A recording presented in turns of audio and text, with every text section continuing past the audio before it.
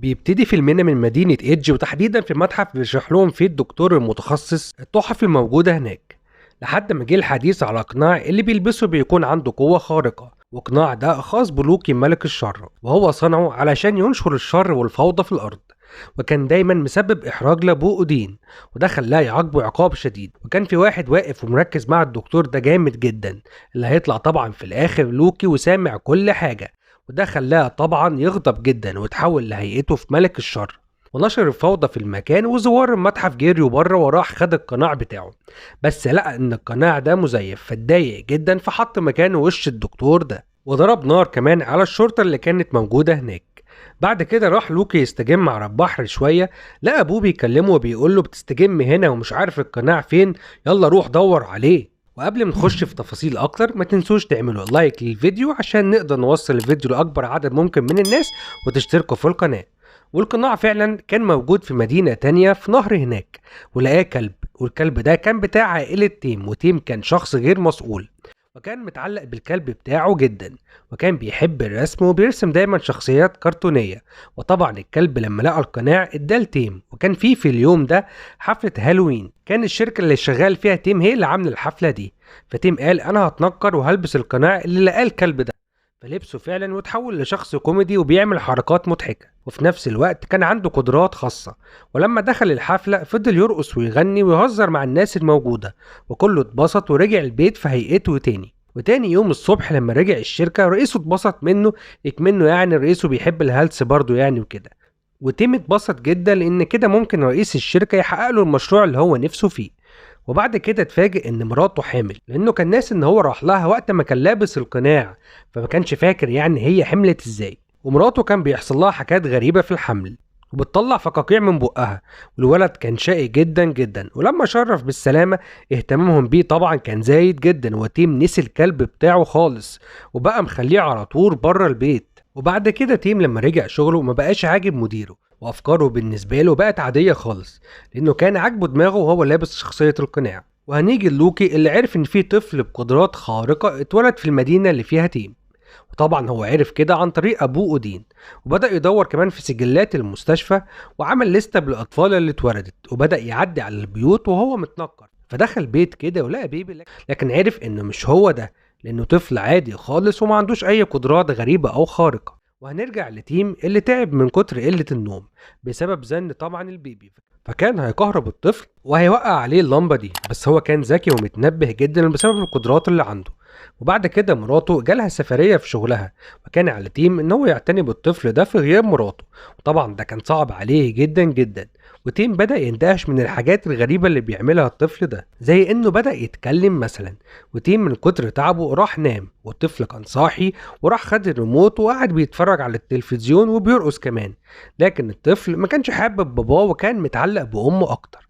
وبدأ الطفل يعمل حاجات أغرب، إن هو بيقلد الحاجات اللي بيشوفها في التلفزيون، وبدأ يرقص بالشكل ده. وتيم لما شافه اترعب واتصدم من المنظر اللي شافه، فخد الطفل وراح بيه عند الجيران علشان يلحقوه. فالطفل رجع تاني لطبيعته وبدأ يمثل إن هو بيبي عادي خالص، فالجيران افتكروا تيم اتجنن وكانوا هيودوه مستشفى المجانين. وهنيجي للكلب اللي لقى القناع في الجنينة بره في لبسه، وبدأ يحاول ان هو يخش جوه البيت ويفكر ازاي هيتخلص من الطفل ده. وبدأ الكلب فعلا يعمل شوية حاجات كده علشان يأذي الطفل بيها، بس كان الطفل طبعا أذكى منه وبيبوظ له أي حاجة يحاول يأذيه بيها. وتيم أغمى عليه من كتر اللي شافه من ابنه والكلب، والكلب عمل حيلة تانية عشان يتخلص بيها من الطفل، بس هو برضه قفشه ونفخه وطيره بره كمان. وبدأ تيم يحاول يعتني بالطفل تاني ويغير له، بس كان كالعادة بيبهدله على طول، والموضوع كان مستحيل بالنسبة له. وهنيجي لوكي اللي اتنكر في شكل حد تاني وراح بيت تيم أخيرا، ومسك الطفل وعمال يهز فيه ويكلمه علشان يعمل أي حاجة غريبة، لكن الطفل ما عملش اي حاجة، فافتكروا لوكي ان هو طفل عادي. لكن لوكي لما طلع بره تيم فضل باصص على الطفل ولقاه بيعمل حاجات غريبة زي انه بيلف راسه كده يعني، فعرف ساعتها ان هو الطفل اللي بيدور عليه. ولوكي فضل ماشي وراهم بالعربية بتاعته لما تيم كان رايح يودي ابنه عند الدكتور علشان يعرف ايه الحالة اللي هو فيها دي. ولوكي طبعا ما كانش عامل حساب لأي حاجة، وبيركن طبعا في أي مكان، وجي راجل المرور يكلمه راح حط دماغه في البلاعة. وبدأ تيم يحس ان في حد ماشي وراه، فبدأ يجري ويحاول يهرب منه، وكان قلقان من اللي هيعمله علشان مش عارف يسيطر على الطفل. وبدأ لوكي يحاول يضربهم وحدف عليهم قنبلة، لكن الطفل ظهر قدراته ودافع عن نفسه وعن أبوه. وأودين أبو لوكي كان محذر لوكي من أذية البشر، فادى تيم قوة خارقة ضرب بيها لوكي، وابنه كمان كمل عليه وضربه. وتيم افتكر في الوقت ده ان هو عنده اجتماع في الشغل، فجري على هناك، لكن الأمن ما خلوهوش يدخل وطردوه كمان بره. وعلى الرغم من ان تيم اتطرد من الشغل، لكن كان مبسوط بحاجة ان هو بدأ يفهم طفله. ولوكي بدأ يتسلل لأوضة الطفل وطلب من أبوه إن هو يرجع له قدراته تاني، فرجعها له وقال له لو عملت أي حاجة غلط تاني أنا هاخدها منك نهائيا. لكن طبعا كالعادة أول ما رجعها له مبطلش أذى، زي إن هو حول دماغ واحد من جيرانهم بره لمناخير كبيرة، وفضل يضايق تيم ويظهر نفسه في وش الطفل، وعمل نفسه كمان على شكل مراته، وخطف ابنه علشان تيم يديله القناع في المقابل إن هو هيديله الطفل يعني.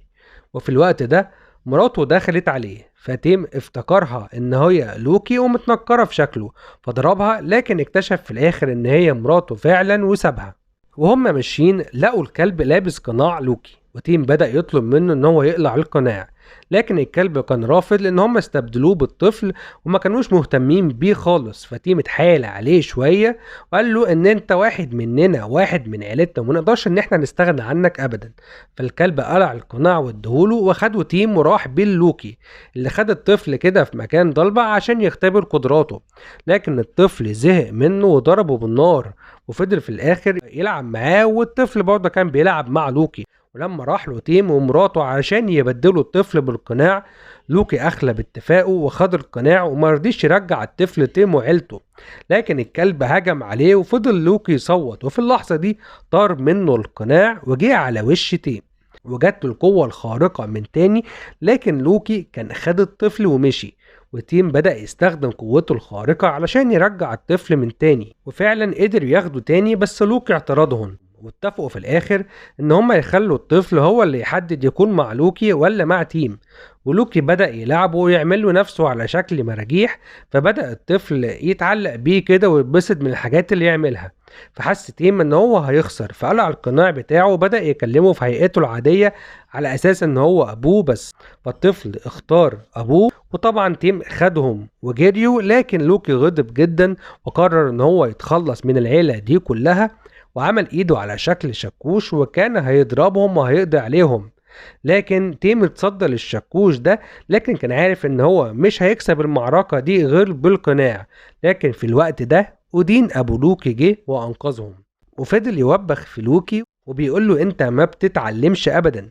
لكن تيم جه وفضل يكلمهم وصلح بينهم، وفي الاخر خدوا بعضهم ومشيوا. بدأ تيم في شغله يجيله افكار جميلة وبدأ يطبقها، والافكار دي نجحت فعلا، ومراته في اخر الفيلم بتقوله ان هي بقت حامل تاني. ولو عجبكم فيديو النهاردة ما تنسوش تعملوا لايك للفيديو واشتراك في القناة، والى اللقاء في ملخص تاني جديد.